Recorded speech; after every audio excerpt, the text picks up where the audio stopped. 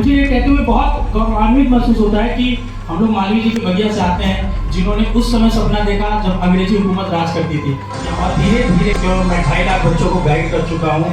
But याद रखना कि इस अगर सृष्टि को बदलनी है तो दृष्टि को बदलनी पड़ेगी और वो काम आप करोगे। आप लोग जब ये काम करते हो तो आपको डर नहीं लगता है क्या?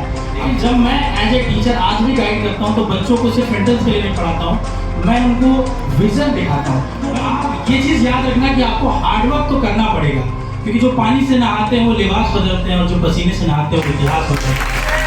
बट बात ये अच्छा लगना सिर्फ मायने नहीं रखता है, आप उस काम से कभी बोर नहीं होने चाहिए।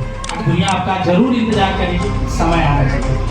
तो ये मान के चलिए वही आपका सपना है। अगर आप नहीं, राहत इंदौरी की एक लाइन है कि फैसला जो भी हो मंजूर होना चाहिए, फैसला जो भी हो मंजूर होना चाहिए, और जंग हो या इश्क हो भरपूर होना चाहिए। आप सभी को मेरा प्रणाम। सबसे पहले मैं थोड़ा सा इंट्रोडक्शन दे दूं, बेसिक, बस 1 मिनट में। मेरा नाम आशुतोष राय है, मैं गाजीपुर जिले से आता हूँ।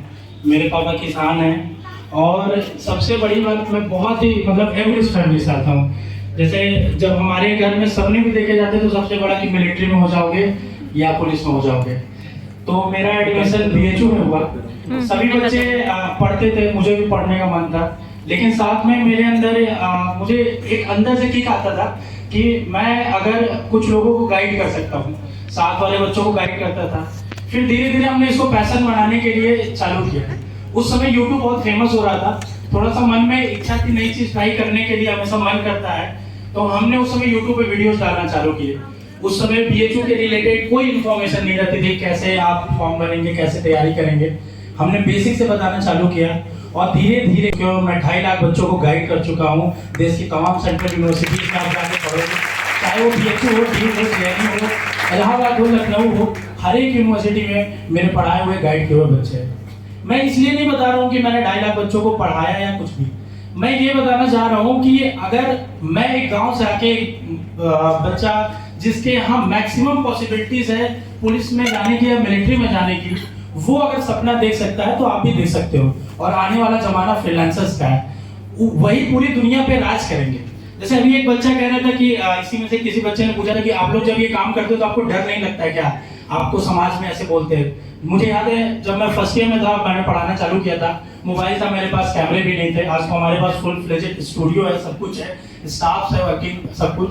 तो उस समय हमारे क्लास के बच्चे जो होते थे वो हम पे हंसते थे कि तुम लोग चलते ड्यूटी पे। मैं और मेरा एक दोस्त होता था, हम लोग साइकिल से जाते थे रात में, तो उस समय बाहर हम लोग रूम लिया था, तो वो लोग हंसते थे हमारे ऊपर, हम लोग डर लगता था। लेकिन मुझे एक पापा की मेरी कही हुई बात याद आती है कि जब महाभारत में कर्ण से पूछा जाता है कि कर्ण तुम ये बताओ, तुम्हारे सामने अर्जुन जैसा योद्धा खड़ा है, तुम्हारे सामने कृष्ण खड़े हैं, क्या तुम्हें डर नहीं लगता है?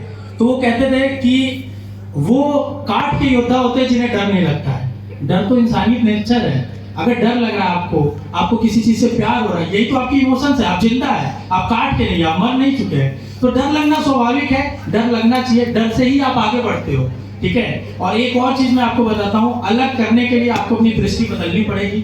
थोड़ा सा आपको समाज में हमेशा, खासकर लड़कियों को, जब भी आप कुछ अलग करोगे अलग तरीके से आपको देखा जाएगा, सुनने को मिलेगा।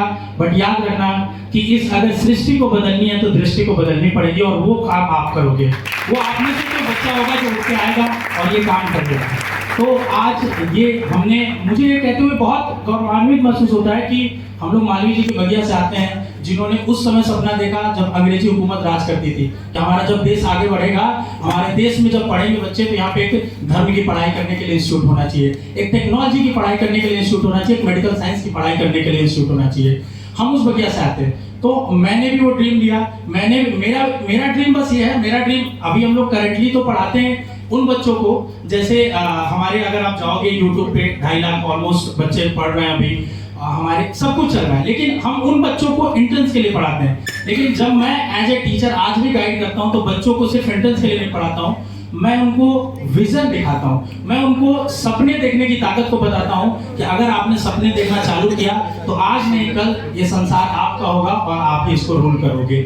और एक और बात याद रखना, बस जाने से पहले आपका ज्यादा टाइम नहीं लूंगा, कि कोई भी चीज बिना मेहनत के नहीं मिलती। आपने बहुत सारे मेंटर्स की यहाँ कहानी सुनी है, ठीक है, स्टेज पे आके वो लोग बोल रहे थे, जितना सिंपली वो लोग बोल रहे थे इतना सिंपली नहीं, उन्होंने हार्ड वर्क करा है। अगर किसी बच्चे ने, मैं देख रहा था अभी स्टोरी जिसका, उसने भी उस स्किल को सीखने के लिए हार्डवर्क करना किया होगा बहुत। तो आप ये चीज याद रखना कि आपको हार्डवर्क तो करना पड़ेगा, क्योंकि जो पानी से नहाते हैं वो लिबास बदलते हैं और जो पसीने से नहाते हैं वो इतिहास बदलते हैं। और आज आप लोग के सामने मुझे बहुत अच्छा लग रहा है कि मैं अगर ये देख रहा हूँ पूरा स्टेज लड़कियों से भरा हुआ है, ये मुझे बहुत अच्छा लग रहा है, क्योंकि खासकर जैसे टीयर 3 और टीयर 4 सिटीज में एजुकेशन की बात कोई नहीं करता, और यहाँ पे मेधा जैसी ऑर्गेनाइजेशन अगर ये आप लोग के अंदर बता रही कि आप कुछ कर सकते हो, आपके अंदर वो सपना है, आप आज चालू करो। आपको एक बच्चा पूछ रहा था कि कैसे पता चले हमें क्या करना चाहिए, ठीक है, उसका भी मैं सुन रहा था। तो देखो इसको जवाब बहुत सिंपल है, मैम ने शायद आंसर भी दिया था कि देखो जैसे क्या होता है, हमें अच्छा बहुत कुछ लगता है, ठीक है। जब शुरू में हमने पढ़ाना चालू किया था तो हमें मजा आ रहा था, 100 लोग देखते थे, आज 1000 बच्चे मेरी लाइव क्लास में जुड़ते हैं, 1500-2000 बच्चे मुझे देखते हैं, तो और अच्छा लगता है। बट बात ये अच्छा लगना सिर्फ मायने नहीं रखता है, आप उस काम से कभी बोर नहीं होने चाहिए। अगर आप उस काम से बोर नहीं होते तो वही आपका पैशन है, और उसमें आप अपनी एक्सपर्टीज जब हासिल कर लेंगे तो आज नहीं कल आपको सोसाइटी एक्सेप्ट करेगी, और आपका जो स्किल सेट है उसके लिए आपको जरूर पे ऑफ मिलेगा। वो चीज बस समय का इंतजार करना होगा। That's it, thank you very much. मैंने इतना कुछ बोल दिया कि मुझे बोलने का मौका नहीं है, लेकिन फिर भी मैं बस जाते जाते एक चीज कहूंगा कि अगर आप अपनी आंखों के द्वारा देखे गए सपने को, समाज के द्वारा नहीं, माँ बाप भाई बहन चाचा चाची ये लोग जो सपना देखते हैं वो नहीं, अगर आपकी आंखें आपके द्वारा देखे गए सपनों से नहीं थकती हैं, आपकी पलकें आपके द्वारा देखे गए सपनों से नहीं झुकती हैं, तो ये मान के चलिए वही आपका सपना है। अगर आप 25-50 हजार की नौकरी के चक्कर में पड़ के अपने सपनों को छोड़ देते हैं तो यही आपका जो है वो सपना रह जाएगा। और जाते जाते मैं यही कहूंगा कि समाज का जो फैसला हो, जो भी वो सोचे, आप जो सोचते हैं, आप जो सपना देखते हैं, सिर्फ उसको पूरा करने की कोशिश करिएगा, समाज द्वारा देखे गए सपने को नहीं। राहत इंदौरी की एक लाइन है कि फैसला जो भी हो मंजूर होना चाहिए, फैसला जो भी हो मंजूर होना चाहिए, और जंग हो या इश्क हो भरपूर होना चाहिए। तो जो भी फैसला हो वो आपका हो, आप उस पर खड़े रहिए, आप उस पर डटे रहिए, और उस फैसले को अपने लिए मंजूर रखिए। समाज के फैसले पे कभी खड़े होने की और कभी डटने की कोशिश मत करिएगा। धन्यवाद। एक मिनट, मुझे एक और बात याद आ गई, शायद आपको मोटिवेट करे ये बात, इसलिए मैं कहना चाहूंगा, ठीक है, सॉरी आपका टाइम ले रहा हूँ ज्यादा।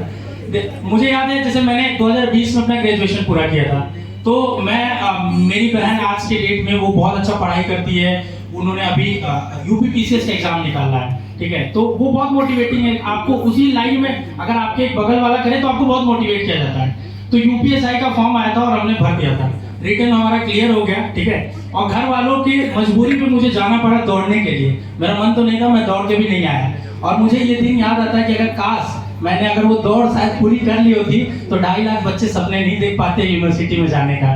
तो कभी कभी आपके जो सपने होते हैं उससे आने वाला भविष्य बदल सकता है। आप एक बार हिम्मत लीजिए अपने सपनों को एक स्टेप बढ़ाने के लिए, दुनिया आपका जरूर इंतजार करेगी, समय आना चाहिए। All the best.